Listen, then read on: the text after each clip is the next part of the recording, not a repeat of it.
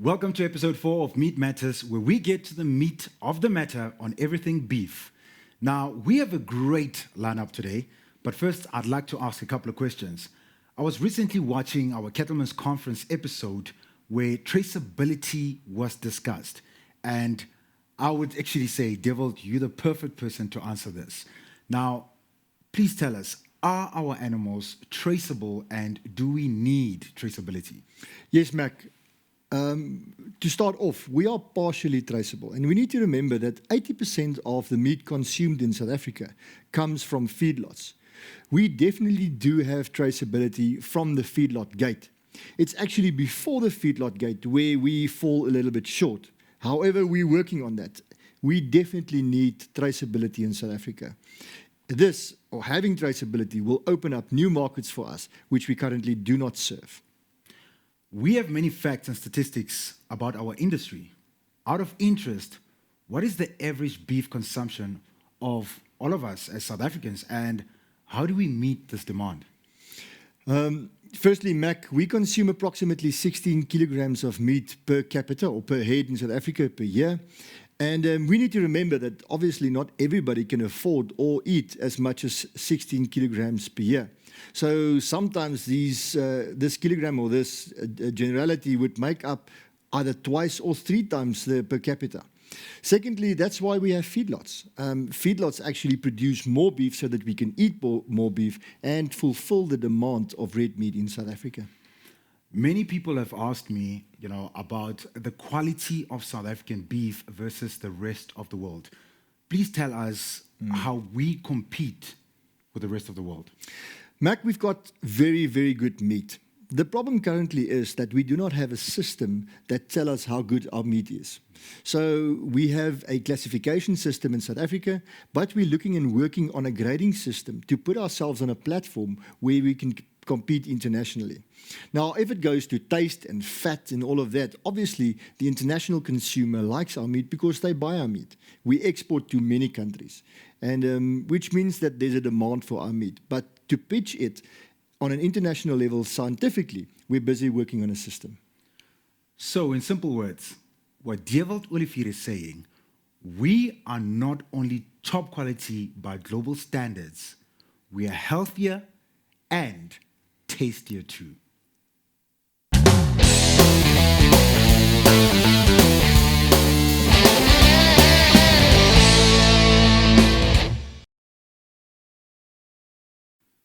Now it's time to welcome one of South Africa's great household names, here to talk braai, friends and family with us, none other, the multi-talented, the legendary, the man himself, Mr. Joe Black. Dude, what a build-up. Hello. Okay, well, it's an honor to be on Meat Matters. Hello, Joe. Hello. Joe, I understand you're a superhero for our South African kids, and with your anti-bullying campaign, BTG, Everyday Heroes, please tell us more about your campaign. Yeah, but it feels like you guys are overselling me a bit there with the intro. No, but it's true, though. You can't run away from the Thank truth. you. It's a big compliment. I've got an organization called Be That Guy, Be That Girl, and I coined the phrase BTG because I hate saying be that guy, be that girl the whole time. And the initiative is just getting kids back to purpose, what life is actually all about. It's not who you are or where you're from, what you have, it's who you are inside. So it's stuff like integrity and honesty and loyalty and, all the core values that I think we lost. And through that movement, we've spoken to about 700 schools plus in the last 4 years. And recently we just launched the it's an anonymous reporting app for schools which report from teen suicides to bullying and everything. So Brilliant. Yeah, that's what we do in a nutshell. Now, this app, it's obviously available on, your app stores. You can get it anytime. Yeah. So now, when you get these reports, what do you do with them? So we get the school engaged with the app. So the school has the app so that it has a unique QR code. So any kid, we know if someone reports something, it goes directly to the school. I can only see statistics on the background. But normally we put champions involved. So when we get these reports, and I mean, we get some serious stuff reported, on the back end, I can see, listen, cyberbullying's up, or racism or whatever, and we intervene. We phone the school and say, listen, we have to step in, or the school contacts us and say, listen, we need help with this. Waar dit begin? Sorry, ek wil oorgaan Afrikaans Ja, toe. nee, Waar dit gooi. begin? Ek wil graag by jou hoor, is jy geboelie? Hoe het hierdie ding ontstaan? Ek was die boelie, en ek was geboelie. So ek ken al twee kante. Okay. No, I think it just happened. I spoke to a school one day, and I gave some random kid. I'm awkward between a lot of people. I don't do crowds well. If I'm on stage, that's one thing. Yeah. But just as I was walking on the halls, the bell rang, and all the kids came out. So I was stuck in a difficult space. So I ran through the kids without them noticing me, and I bumped into one of the biggest kids I've How ever did they seen. not notice you? But okay. I run down and I cover my beard. Okay. So I bumped into one of the biggest kids I've ever seen.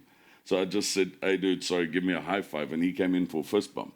And I grabbed his fist. And we call that a flumpy, because the one who grabs the fist, you're the uncool one. Yeah. So I told this kid, listen, dude, you're cooler than you think you are. You're cooler than me, because I just messed up a fist bump. So have a great day. And I just left. That night I got an email from that same kid who says, as he was walking there, I don't know what the high five meant, because he was thinking, no one will notice me if I'm not here anymore. No one, will even miss me. And he's not cool enough. So my first words were, dude, you're cooler than you think you are, without me even noticing it. I was actually just downplaying my coolness. Yeah. And he says, when I walked away, he looked back and he noticed I didn't greet anyone else on the hall, only him. And he wanted to jump from the third story from the building, or the school building. From that day, I mean, how many kids are walking around with these insecurities, with these issues, and they have no one to talk to because they're afraid of victimization? So now I've got an anonymous app where you can chat. Listen, get that app. It's available down on App Store. Do it right now. Now, moving on into the music world. Oh, wow. Moving on into Joe Black, the man himself. Any new music coming up, baby? I mean, 2020 has been a train smash for you. How did COVID treat you? Let me ask you that. COVID was the best time of my life. No, COVID was real. But it wasn't all bad. Yeah. I actually, if it wasn't for COVID, I don't think I'd be singing anymore, because we were running at 150 kilometers an hour, and thanks to COVID, we had to stop. Otherwise, I would have burnt myself out, because that's in my personality. I don't do mediocre. I don't do normal. I just go with it. And I finally got time to spend 7 months with my wife and my kids and reflect on where I am, where I want to go, what am I going to do when I come out of lockdown. And like I said, there's some new inspiration, new hope. So yes, there are new music, or is new music. Huh? But Yeah, there is nieuwe musiek. nieuwe musiek op pad. I've got a new single that's going to drop soon with a collab I'm doing with, in my opinion, one of South Africa's biggest artists, but I'm not going to reveal his name. Okay, can I just... It's a him. It's, oh, jeez. You need to make Dewald smile, because Dewald was thinking... And then I've, hopefully, 2021 April is the drop of my third album. Yeah. Now, sien uit, ons I sien know, uit. I know you wanted to ask him, he is a braai guy. Let me Oh, just tell you that right now. He loves his braai. Stoked for a braai. I know you wanted to ask him, Dewald, what kind of meat What kind of meat do you prefer, and how do you do it? I mean, what do you do? If you bring over friends and you have braai, what do you put in the fire? Okay, so I'm not known. I call myself the bearded butcher. I started a small biltong company about 9 years ago, where I only make biltong for friends. Okay. So I have a passion for meat and making new dishes and stuff. So what started out as a biltong garage actually ended up being a restaurant, which I sold now again, because I realized having a passion for food and having a restaurant is two different things. So I don't want a restaurant. I want just to keep my passion for meat. So I've got a couple of interesting. I do rump in net vet, which is one of my favorites. Then I do a peanut butter fillet, and then a good picanha. Yeah. Okay. So here's the thing. Here's a challenge that I'm going to propose. We will choose a day, Dewald. We will go visit Joe, and we will go shoot Joe live preparing the best red meat ever. Yeah. I've heard about actually the rump and the net vet. Actually, I've seen it on I think it's Instagram somewhere. Somewhere it was posted and I saw it. And obviously, Netvet, that goes with everything. But I Yes. think with a rump, that should be. Because I don't eat anything funny. Yeah. I don't do liver and lungs and stuff like that. And normally you only get liver and Netvet. Netvet, yeah. And then one day I think I was in Marble Hall and I saw this rump and Netvet thing, tried it out, loved it, and then now I've got one guy who makes me my own recipe. So before we let you go, Joe, how important is a diet before you get on stage? You're asking the wrong guy. I'm going to throw the beef in there. Specifically beef. Well, okay, now again, I am pro meat. I have to buy at least 3 or 4 days, Yeah. four times a week. But I mean, when we're on tour, we don't get chance to eat healthy, especially if it's a 2-week tour down. We eat takeaways and we eat at restaurants and stuff. So I get a bit cranky if I don't get my fix of red meat. But I think obviously I'd do much better if I had a healthy, balanced diet and be able to eat a nice cooked meal every day. But unfortunately, our lifestyle doesn't allow that. It is what it is. It is what Joe it Black, thanks a lot for joining us today. And thank you very much for making time. And I know you've got a tour around the corner that's coming up. I'm going to share more details before we let you go. Well, thanks to lockdown, it's not a tour anymore where you drive 5,000 kilometers in a week. Yeah. We do PE, Nelspruit, Jeffries, Bella Bella. So this December is going to be busy. But it's just great being back on the road and being able to live out your passion, because I think that's what lockdown taught us. It's not, we didn't take a knock financially, or everyone did, but that's not my main concern. It's what it did to us emotionally and sense of belonging and living out our passions. And now we've got this chance to get back on stage. Thank you very much, Joe. Ja, thanks and all the best with BTG. Dank je, dude. But yes. Dis 'n groot plesier. As we know, there are many breeds of cattle in South Africa, from Angus, Brahman, and Simmetaler to Bonsmara and Sussex. And many people have asked which is the best when it comes to tenderness and taste. To get close to the answer, I'm pleased to announce that the South African Feedlot Association has sponsored again the Alpha Beef Brands Challenge, which is all about finding the answer. Here to discuss this with us, please welcome Dr. Arno Hugo, Professor in Food Science, Department of Microbial Biochemical and Food Biotechnology from the University of Free State. Welcome, Dr. Hugo. Please tell us a little about yourself and what do you do for the South African food industry? I'm a lecturer in food science at the University of the Orange Free State. I'm specializing in meat science. So what I do is to train people for the meat industry, do research for the meat industry, and deliver services to the meat industry. Like this Beef Brands Challenge, for example, is a service to the meat industry. And we also do a lot of tests and analytical services for the meat industry. Now, Dr. Hugo, please give us an introduction to the Beef Brands Challenge and what is set out to achieve. The modern consumer is not only interested in price, he's also interested in the eating quality of the meat that he purchases. He wants a special eating experience when eating meat. The modern consumer is also concerned about the ethical quality of meat that he purchases. He may, for example, ask questions like, was the animal treated humanely before slaughter? What is the impact of meat production on the environment? And that is why the marketing of beef brands is becoming more important to the meat industry. With branding, meat is not sold as a commodity anymore. It's basically sold as a high-value item. There's no anonymity and better traceability with the branding system. The consumer can also trace the product back to the producer and even ask the questions on ethical quality, for example, directly to the producer. It is even possible to install scanners in supermarkets so that the consumer can scan the barcode of the product, get information about the producer, the farm of origin, the story behind the product, and information about the product. Branding leads to better traceability and even better animal welfare. Branding is also associated with usually associated with a total quality management program, which leads to a more consistent product. It also ensures high quality and safe meat to the consumer.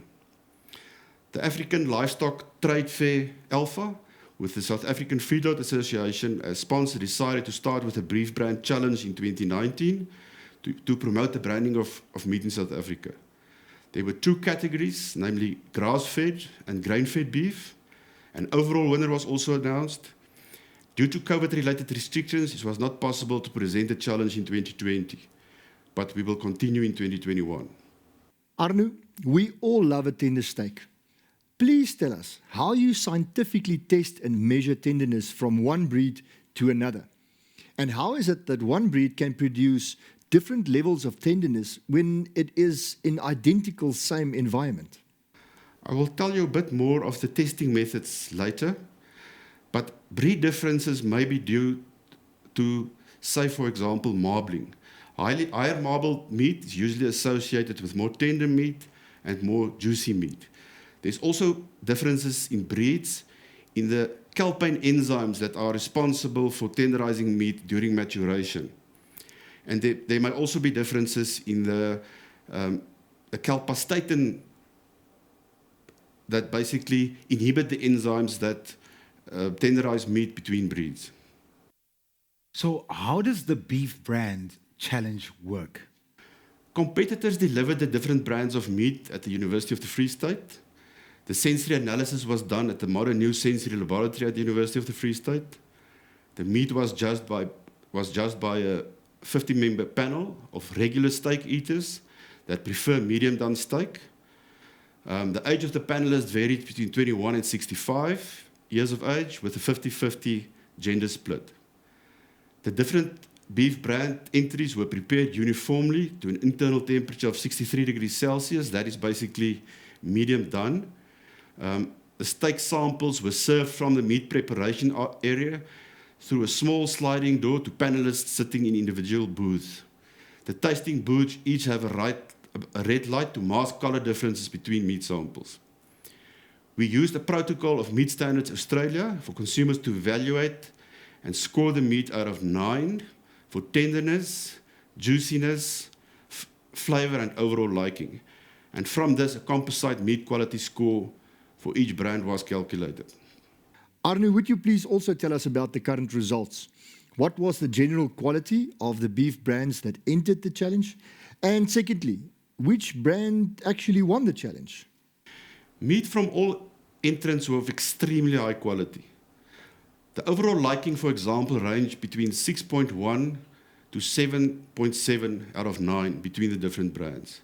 The composite meat quality score ranged between 5.9 and 7.7, and that is extremely close.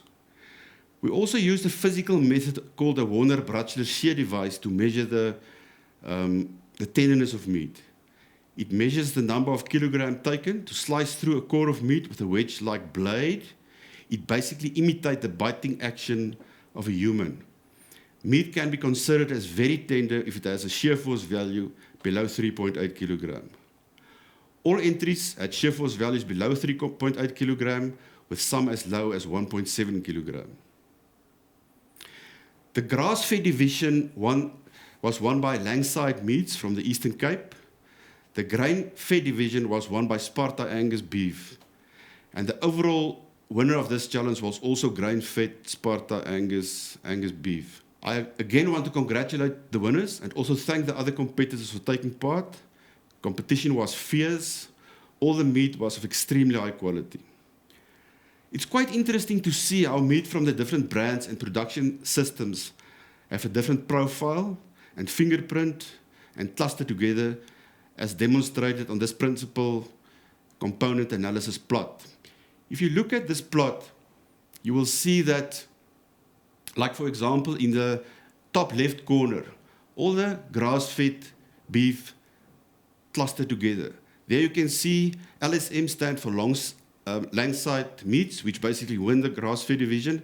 And quite interesting to see is that just below LSM, there's a standing N3. Now that means omega-3 fatty acids. And that means that your grass-fed beef is actually associated with high omega-3 fatty acid levels, which is very positive from a health point of view. Then that oval in the middle, that is your grain-fed beef that clustered together on this plot. You can see SAB stand for Sparta Angus beef, and there you can clearly see why it won. It is associated with good flavor, good juiciness, overall liking, and tenderness. Beef producers and processors can use this kind of technology to produce meat as close as possible to the ideal product for the consumer. We are looking forward to the 2021 Beef Branch Challenge that will again be presented by the African Livestock Trade Fair and sponsored by the South African Feedlot Association at Nampo Alpha. Thank you very much. Arno, thank you very much for making time. It was great having you here. I guess we'll see you soon. Thank you. Thank you, Arno. Our next guest is a stand-up comedian, communication coach, and now even a YouTuber who has entertained audiences from Canada to Dubai via Uganda and Forisberg with his proudly South African sense of humor. He has performed comedy for the likes of Archbishop Desmond Tutu, hosted his own TV special on Comedy Central. Geez, man, your profile is too big. He appeared in Generations, and he's also about to make more scandal on Scandal this December.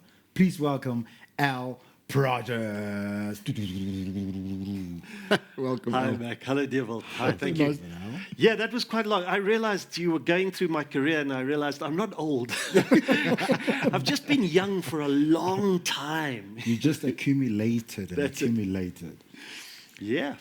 Al, sounds like you've got a lot on your plate. Now tell us, when you get time to cook, do you get time to cook, and what's your favorite red meat dish?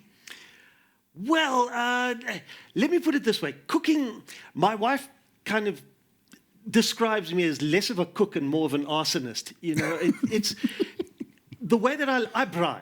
Okay. And if I didn't braai, basically they'd take away my South African citizenship. That we know. Mind you, these days we're all on a Congo passport because during lockdown you Congo anywhere. And no, I do enjoy a braai, but I have a top tip because I know we're talking meat here. I've got a top braai tip for the whole of the internet. Wet wood. Wet meat. Wet, the cheapest garage wet wood that you can find. That's what you. Let me tell you why. Because you know that wet wood takes a long time, okay? And it smokes. And because it smokes, you are not going to have people standing around there with you. So you can stand outside in your own yard and relax, and you can pour yourself another Chateau marinade, and you can just take it easy. Eventually, you move on to a double hand sanitizer and Coke. You just enjoy yourself. And because the worst thing about a braai is other people. You know what it's like. You're standing there, and these people, and you can't remember their names or why you married them. So really the thing to do is just stand there and enjoy yourself. And the other thing then, because the other thing with wet wood is that when it makes coals, it doesn't make coals for a very long time. So what you do is when you put the fillet on, then there's none of that, I want it well done. No. Then it's just rare, perfect fillet, still trying to eat the salad. That is the kind of fillet that you need. And that answers your question. Yeah. Fillet, greatest meat in the world. Brilliant. So it's fillet. Yes. Now, And wors. The nice thing if you burn wors. Yeah. My little daughters actually one day I burnt the wors and they said, "Daddy, can I have a piece with the bark on?" With the bark on. Now, My children love wors as well. I mean, my daughters specifically. Love it. Because you've got to give them meat. You know, you can't. I mean, nowadays, look, I've got nothing against vegetables, but if you try, I mean, you've got to choose these days. Do you want Ava in your salad or send the kids to private school? You can't afford both. Nobody can. Sure. Now, here's a quick question for you. You've got kids. You're a married man. Sure. I mean, how do you balance the two worlds, the entertainment side and being a family man? Okay, it's the greatest privilege in the world to be a family man. And I've been married for 17 years, and I've done it the hard way with the same woman.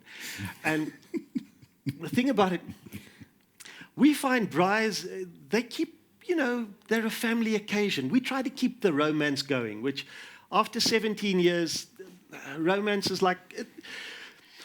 Romance after 17 years is like moving to Bloemfontein for the beach. You know what I mean? But we do our best. And at one point, you know, when the kids are small, they're fussy. And I used to say I was on a performance diet. So I would eat anything they wouldn't eat without a performance. But nowadays, I mean, they love their wors, they love their meat, and it's just great. And the fact that we couldn't go anywhere, so we make our own entertainment at home. You know, sure. The thing, my wife, I make jokes about her, but she is a saint. I mean, she kept the whole homeschooling thing going. I wasn't able to do that because I got stuck teaching the kids maths, you know, the 4 times table, because it became like, I've told you 4 times to pick up your toys. And so I just had to step back from that, yeah. Now, that being said, you're a communication coach as well. Yes. What is it and how did it come about? Well, what happened was that I used to do a lot of corporate comedy. I still do. And clients used to say, okay, how do you think on your feet? How do you innovate? And South Africans are great innovators. We have had to learn things. I mean, if you take the lockdown, we started off hoarding toilet paper, and then after a few months, we had to innovate and learn how to roll our own 2-ply cigarettes. It's all part of, you know, how we think on our feet. And so the communication coach came about where I believe in 4 principles. And those 4 principles are basically the same principles that you use to improvise comedy. Number 1, that you have to be awake and aware, not on autopilot. Number 2, you have to be curious about your people, about your audience, whoever you're talking to. Number 3 is that you have to have a common goal that you focus on, not yourself. And number 4 is you have to take action towards that common goal. And that's why all my coaching is practical. It's not about theory, it's about action. It's about doing exercises. Because the theory, if you want to win the 100 meters in the Olympics, the theory is just run faster than 9.68 seconds. But that doesn't get you anywhere. Yeah. So can I throw something at you guys? Yeah. Do you want to try? I'm ready. Would you like to do like a real practical exercise with me? Let's All do right, a let's do it, practical let's do it. exercise. Okay, let's see. Do you think the cameras can pan up so that we can actually stand up? Yeah, they can. Fantastic. Can I ask the producers, can you please just follow this gentleman right here, Prodgers, well, with us too. So we're just going to do what you're going to tell us to do. I'm going to show you guys something. All right. I'm going to show you and everybody that you have more potential than you think you have. You are just in a habit, okay? So let me show you this. This is what I want you to do. I want you to just point straight ahead. Okay, remember the spot on the wall? And now you swivel round without moving your feet, and you go round until it pulls stiff there, and you remember that spot on the wall as well, okay? Now you come forward. Mack, you've got to move away from your body. Go around the other way. Around the other way, and there, lekker. Now you've got those 2 spots. Okay, now just do that. There you go. There you go. Keep it going now with the other hand. You start to look silly. It's a good thing nobody's recording this. And now just move your head nice and relaxed. Let your head go around. Let your head go around. Get your shoulders going in a circle. Get your hips going in a circle. Get your knees going in a circle. Keep going, keep going, keep going, keep going. Keep going in a circle. Just keep going as long as you can. Okay, you're never going to live this down or invite me back. And stop. Point at the original spot. Okay, and now go around as far as you can this time and see how far back you can go. Yes. Okay, so you easily... Thank you. Let's have a seat. Wow. All right. So basically what you could do is you didn't really warm your body up. All you did is you scrambled your own habits, those habits that set your limits. And if you just scrambled your brain, you created so much more performance. Now you can do exactly the same thing in communication. You get that beginner's mindset, you look at things differently, and suddenly you have chunks more performance than you thought you had. Lovely. Which is what I do. Can I use it on my wife and my 5 kids? Oh, geez, here we go again. But that's actually very, very interesting to know because that's something that people you don't even think that far. The problem is that we set our habits as our limits.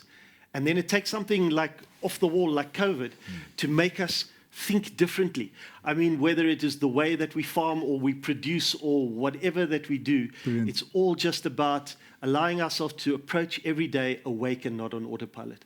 Great. Now, before we let Al go, he has a YouTube channel, like I mentioned a bit earlier on, Off the Highway with Prodgers. What is it all about?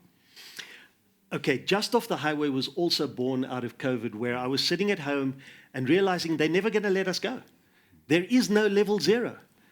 And I couldn't travel around and do big trips, and so I started reading and looking at places around that are fascinating, that we have forgotten. Small places, off-the-wall places, fascinating people in our own neighborhoods that have stories to tell. And I just started going and interviewing and looking, and I discovered that there is inspirational stories all around us. And so what I do is weekly, just off the highway, I do a new short 5-minute episode. And the idea is to just get people to look with fresh eyes. Stretch a little bit further. Yes, stretch a bit further, exactly. Listen, Al, thank you for joining us today. We highly appreciate your time. Thank you. Check out the YouTube channel, Al Prodgers. Google the man, you'll find him. Trust me, Google the man. Nice Thanks a to lot, have you, Al. Al. Thanks, Dewald. Good. Thanks, Mack. Nice being Thank here. you. Thank you.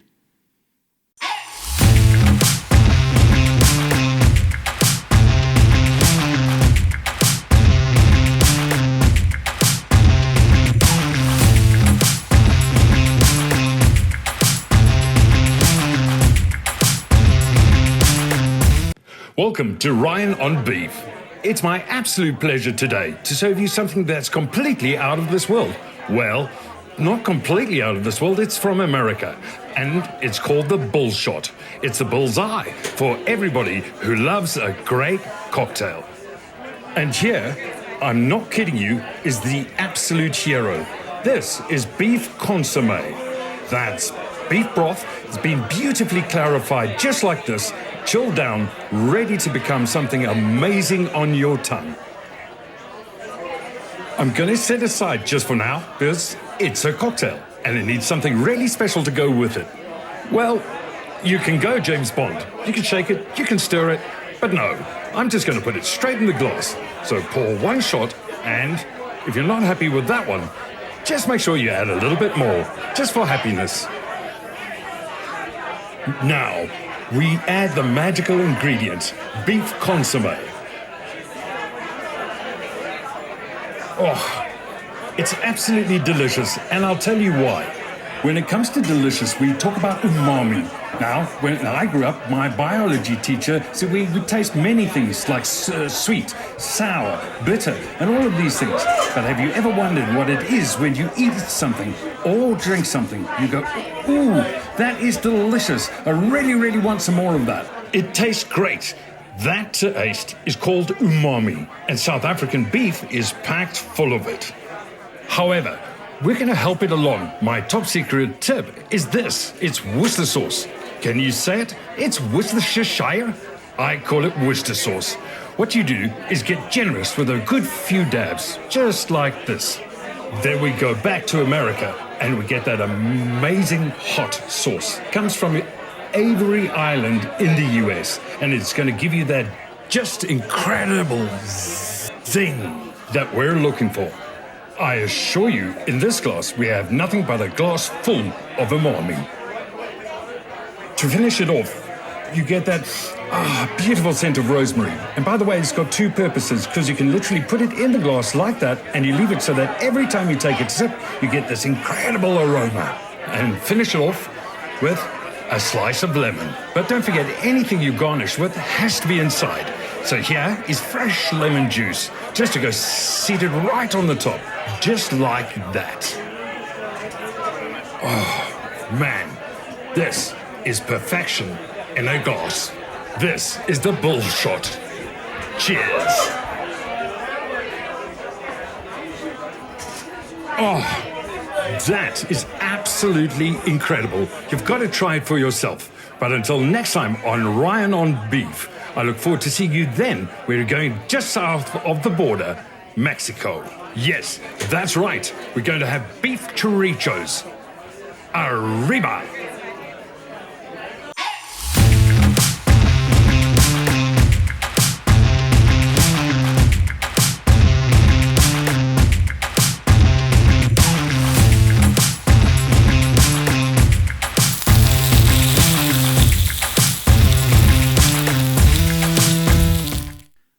Right, I'm pleased to introduce our next weekly segment, Ryan on Beef. He's crazy about food and loves extracting every ounce of joy from beef. And this time, he's really enjoyed summer with, wait for it, an ice-cold beef cocktail. You didn't see that one coming. I said, Ryan. Hello, Mack. Hello, Dewald. It's Hello, good to Ryan. be here. Nice to have you. Thank you very much indeed. Yeah, Mack, how was that beef cocktail, eh? Something else. Listen, I'm sitting here and I'm thinking, I was expecting a different cocktail, you know? But then I saw beef cocktail, I'm like, what is he actually eating? Well, it's all about enjoying South African beef in every way possible in summer. And South African beef is what we enjoy. Well, it's summer in South Africa. So what do you do with your friends and family for summer fun? My absolute favorite is getting everybody around the swimming pool. If you listen really carefully when I tell you that, you can actually hear kids screaming, shouting, laughing, playing, and it's about getting together around a good piece of beef. And I've got to tell you about this one. You know, we do a braai all the time, but I've got to tell you about my favorite mustard fillet. Okay. The whole thing. You get a whole fillet because you've got lots of people and family and friends, and the best way to serve everybody something absolutely amazing and delicious is a 3-step whole fillet steak on the braai. So, Mac, do you like mustard? I'm not a huge fan, but I can chow it now and then. Now, I'm going to give you the best version that you will be eating your fingers off for. The best version of mustard is mean Mr. Mustard. Yeah. Well, I'm going to challenge that because, Dewald, I'm going to say to you, we get a whole fillet, okay? And you get as much mustard as you can to go all over. You slather it all the way the full length. And you simply take enough salt. Coarse sea salt is the best. And you literally coat the entire side. And you'll think to yourself, that's too much salt? Absolutely not. It makes a delicious crust and the salt falls off into the braai. But in the process of doing that, it keeps your fillet steak absolutely moist, delicious, and tender. And when you've got a crowd, it's the best because you simply take lovely thin slices of that fillet, serve it with your favorite side salads, and you've got a perfect outdoor summer dish. Now, I just want to ask, is it coarse mustard or can you use any type of mustard? Your choice of mustard, actually. Okay. You've got the English, you've got the French, you've got the American, but I tell you what, we're South African, so you choose exactly which one you want. So here's a challenge. The next time you come around, bring something to chow. You've got it, Mac. I'll be there with something to chow. I'm hungry. Let's go. Me too. Okay, bye, Ryan. Thank you, Mac. Thank you, Dewald. Thanks, Ryan. I'm Mack Rapapali, and on behalf of Dewald, Olivier and the South African Feedlot Association, thank you for joining us on Meat Matters. See you on the next episode for more on the best of beef.